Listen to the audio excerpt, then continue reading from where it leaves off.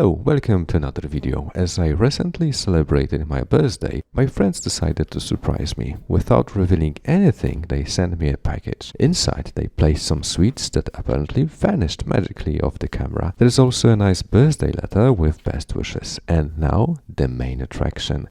The cherry on the top, a 3D printed Porsche Crest to work on. I've never worked on 3D printed parts, so let's see whether a generic modeling approach is enough. Let's get started. For primers, I have Mr. Surfacer 500 to fill the gaps, Tamiya Surfacer to even out the surface, and AK Extreme Metal Polished Aluminium as the base for the gold color.